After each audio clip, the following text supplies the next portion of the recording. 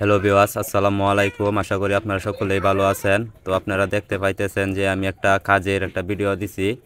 তো সব সময় তো আর এই ফান ভিডিও দিলেও চলে না, তো যে ধরনের আমি কাজ করি, তো আজকে আমি সরাসরি আমার কাজের একটা ভিডিও দিয়ে দিলাম। তো এটা হচ্ছে একটা ভ্যান গাড়ি।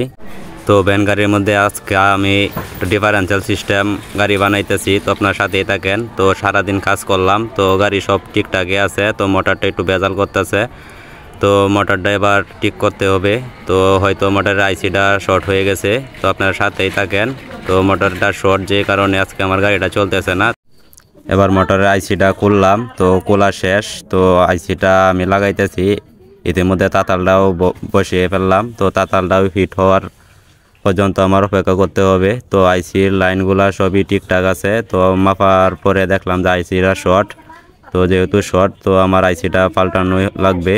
তো আপনার সাথে থাকেন, একটু ধৈর্য সহকারে আমার ভিডিওটা দেখেন ভাই বন্ধুরা।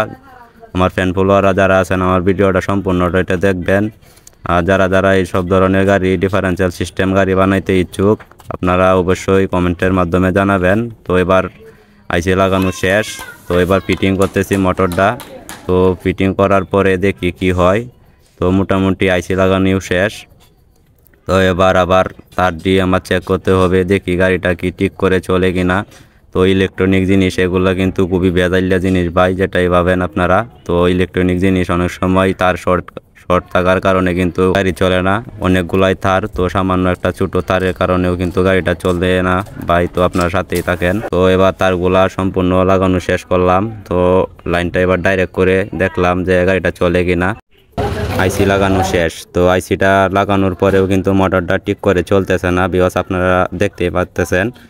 তো কন্ট্রোলারের যে তারগুলো আছে মোটরের সাথে সংযুক্ত, তো সেগুলা তার আমি আবার নতুন করে জয়েন করছি, তারপরেও চলতেছে না। তো এবার আমার বড় ভাই চলে আসছে। বড় ভাই তারগুলো আবার নতুন করে লাগানোর পরে কিন্তু মোটরটা মোটামুটি এবার হয়তো চলবে। তো ইনশাল্লাহ মোটর চলে গেছে। তো আপনার সাথেই থাকেন। আমি এবার মোটরটা ডিফারেন্সিয়ালে ফিটিং করতেছি। ডিফারেন্সিয়ালে মোটর লাগানো শেষ। তো এবার আবার আমি চেক দিতেছি গাড়িটা চলে কিনা। তো সুন্দর করে মোটরটা চলছে। তো মোটরের কাজটাও শেষ। তো এবার গাড়িটা সম্পূর্ণ কাজ শেষ মোটামুটি। তো এবার আমি ব্রেকটা আবার চেক দিতেছি যে ব্রেকটা ঠিক আছে কিনা। তো ব্রেকটা একটু কম ধরার কারণে আবার ব্রেকটা একটু টাইট দিতেছি।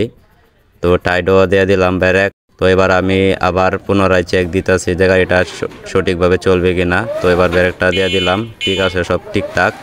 তো ভিডিওটা কীরকম হয়েছে অবশ্যই একটু জানাবেন ভিউয়ার্স। আশা করি এতক্ষণ আমার ভিডিওটা দেখার জন্য অসংখ্য অসংখ্য ধন্যবাদ। তো আশা করি সবাই ভিডিওটা দেখে খুবই ভালো লাগছে। ধন্যবাদ সবাইকে। আসসালামু আলাইকুম।